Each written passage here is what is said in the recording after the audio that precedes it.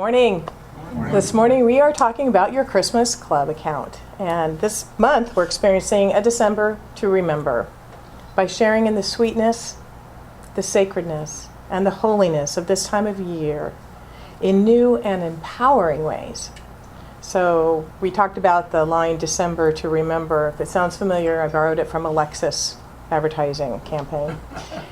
So, as I said, our December to remember topic for today is your Christmas account. Does anybody do that anymore? Does anybody have the Christmas accounts where they take out so much money out of your paycheck and then November 1st, whoo, a big chunk of money is put in there for Christmas? Did any of your parents ever do that? I think my parents did that. Yeah. You used it for something else though, didn't you, Mother? I don't know, it's a big deal at one time. Yeah, Christmas account. Well, it is. And, you know, in theory, it's really a great idea, I think. It's really kind of a good idea to have a nice savings account to draw on when you need it. It's a pretty good thing because you're adding to it a little bit. Rich and I started doing something where we read something this summer in the paper where it said, if you just put $3 a day in a jar, you'll have so much money at the end of the year. $64. Yeah, he figured it out.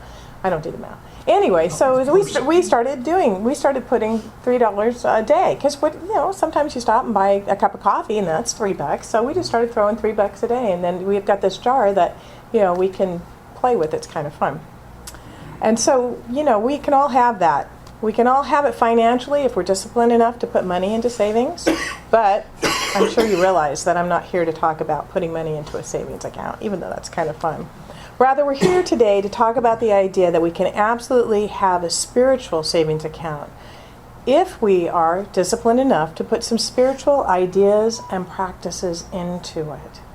I love the words of Ernest Holmes, who wrote in the Living the Science of Mind, where he uses the having money available analogy.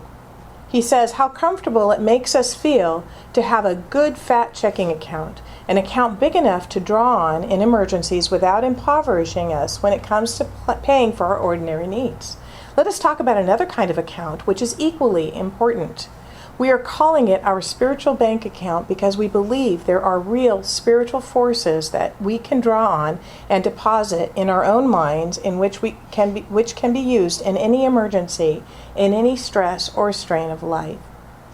I love the line, we are calling it our spiritual bank account because we believe there are real spiritual forces that we can draw on and deposit in our own minds and which can be used in any emergency, in any stress or strain of life.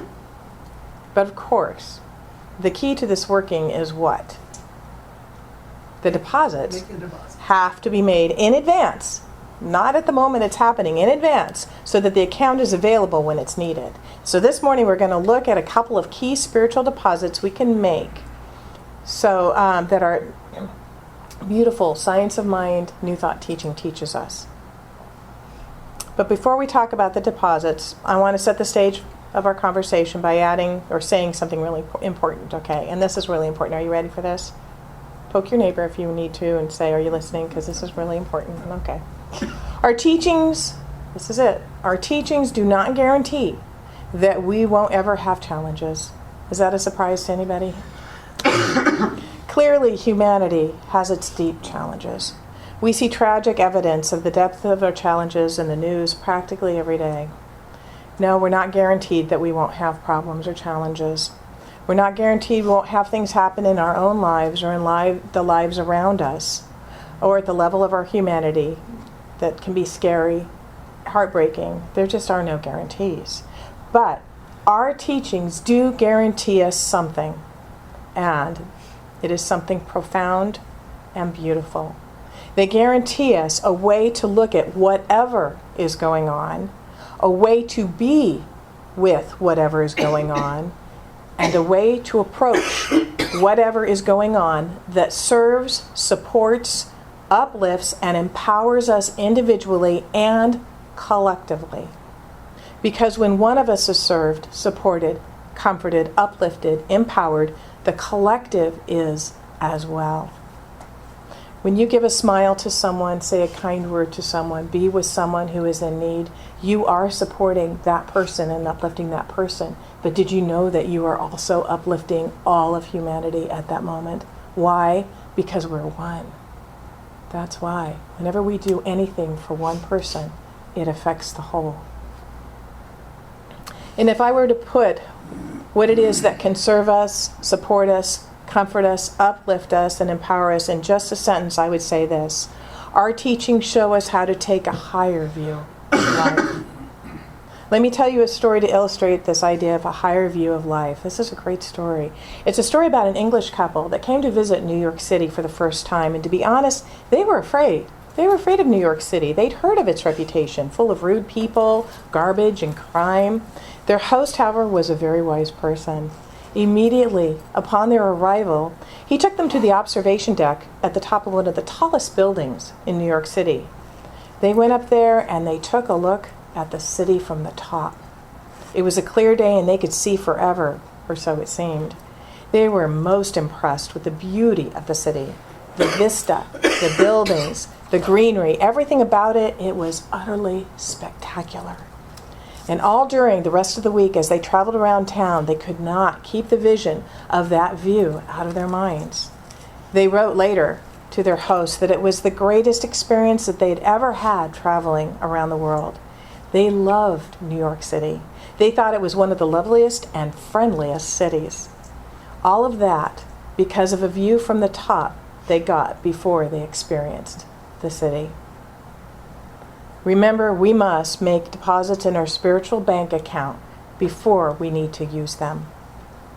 So, what are some of these deposits that we can make so that we can take a higher view of life, a view from the top? 1, a realization that God is the only power. Study, contemplate, think on these words, which I love. I truly love Emily Cady. She's a New Thought author. She writes, God is power. Not simply God has power, but God is power. In other words, all the power there is to do anything is God. God is the source of our existence every moment, is not simply omnipotent, all-powerful, but rather is omnipotent, all power. God is not just omniscient, all-knowing, but rather omniscience, all knowledge. God is not only omnipresent, but more omnipresence. God is not being having qualities, but rather is good itself. Ernest Holmes writes, a realization of the presence of God is the most powerful healing agency known to the mind of man. This, of course, is the first place we go to when we're doing our spiritual mind treatments or affirmative prayers, right? First step, recognition, there is only one. We have our students write prayer after prayer after prayer. How many of you have taken Science of Mind 101, 102, 103, where we have those forms, and you have each step of the treatment to write out? And you do that so that you begin to embody the consciousness that God is the one and only power. So that our students then begin to deposit this concept into their spiritual bank account. When you can just know that there's only one God. There's only one. God is in, this is number 2, God is in and as us all. God is in and as us all. There's no separation. That's actually the second step of treatment. Hazrat Inayat Khan wrote, he's the founder of the Sufi order of the West, and he said, the solution to the problem of the day is the awakening of the consciousness of humanity to the divinity within. Now, what does that sound like? Sounds like the vision for our whole movement, to awaken humanity to its spiritual magnificence. Wow, that came from a Sufi writing. Amazing. It was just a year ago yesterday, that the tragic shooting happened at Sandy Hook Elementary School. And that was the very event that inspired our happiness whisperer, who quit her job, turned in her 2 weeks notice. Literally, she was going to wait 3 more years to retire. And she decided right after that December 31st would be her last day, and retired so that she could pursue a course of studying happiness, the science of happiness. And I was deeply and powerfully moved after this tragic accident by the words of one of my minister colleagues who said, and this was hard for me to read this and it's definitely had an impact on my life. But he wrote, "The only way for this to be healed is for someone, who is that someone, to see God in the shooter as well as the victims and their families. In other words, we must lay aside our human emotional reactions and boldly declare these people are the Holy One. No one has died, for life is truly everlasting. No one is without love. Every person is a child of God, whether they know it or not." We absolutely have to have the concept that God is in and expressing as each and every one of us, firmly, deeply planted, in order to be able to hear those words. And I'm not saying it's easy, especially in this case. But if we can, we will have a transforming experience. We make tremendous spiritual deposits when we train ourselves to see God even when it's difficult, even in the middle of darkness. Number 3, something greater is always going on.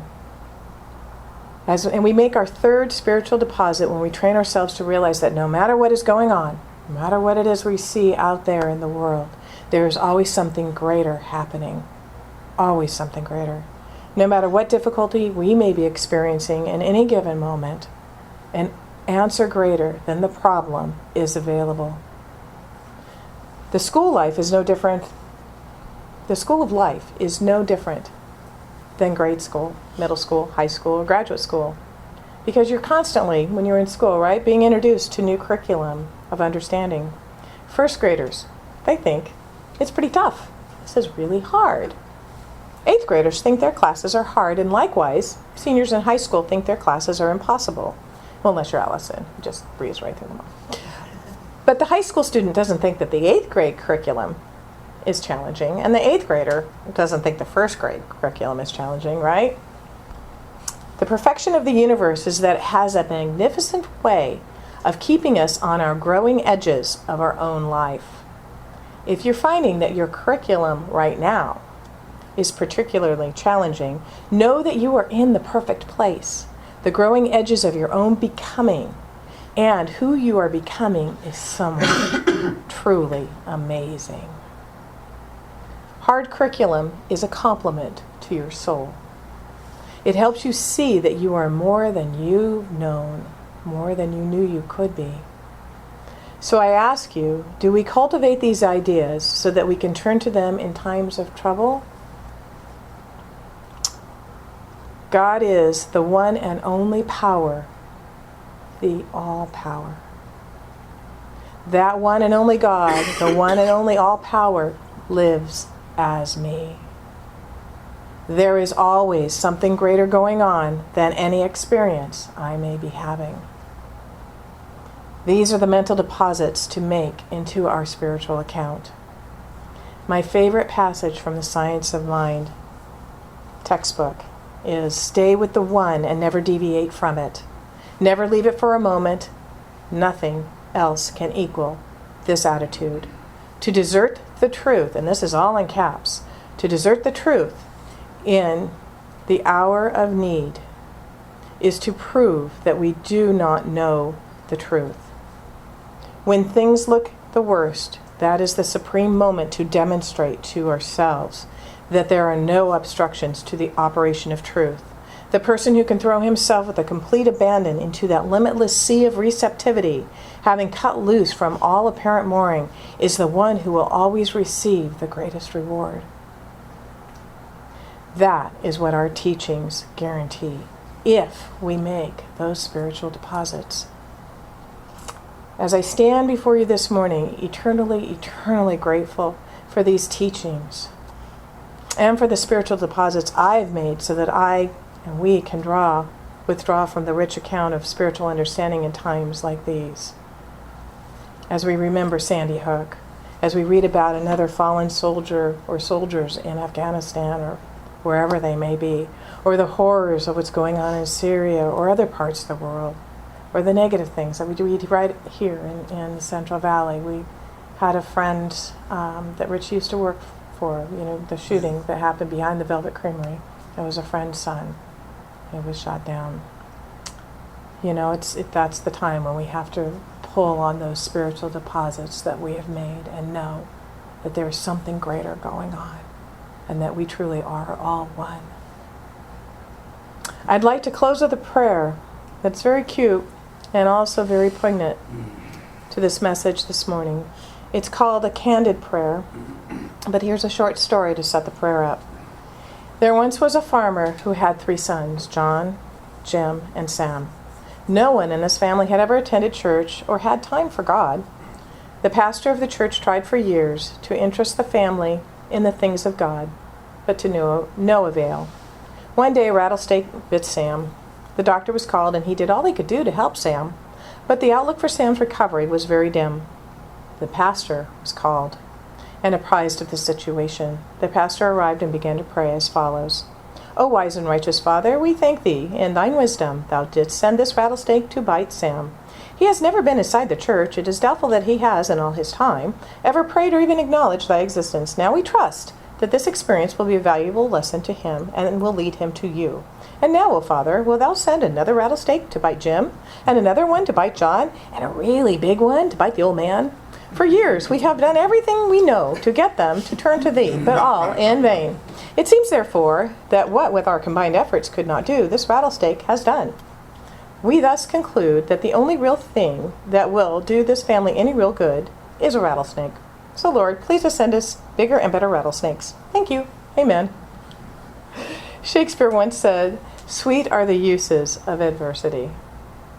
When we are in the midst of adversity ourselves, it does not feel very sweet. But what he is saying is this: sweet are the uses of adversity which, like a toad, ugly and venomous at first look, finds yet a precious jewel upon its head, and thus our lives, exempt from public harm, find tongues in trees, books in running brooks, sermons in stones, and good in everything. I would not change it. Good in everything. I would not change it. Today, as we begin a new week in this sacred and holy time of the year, let's take time to reflect and listen and go into the deeper parts of ourselves. If there is any adversity in your life, the news, or any place around you, just be reminded that with a broad enough look and a big enough heart, there really is good in everything. We will look a little deeper and find that precious jewel upon the head of the experience we are in, if we just take a moment to do that. That is, if you have made your sufficient deposits into your Spiritual Christmas Club account. So let's choose to do that today. And so it is.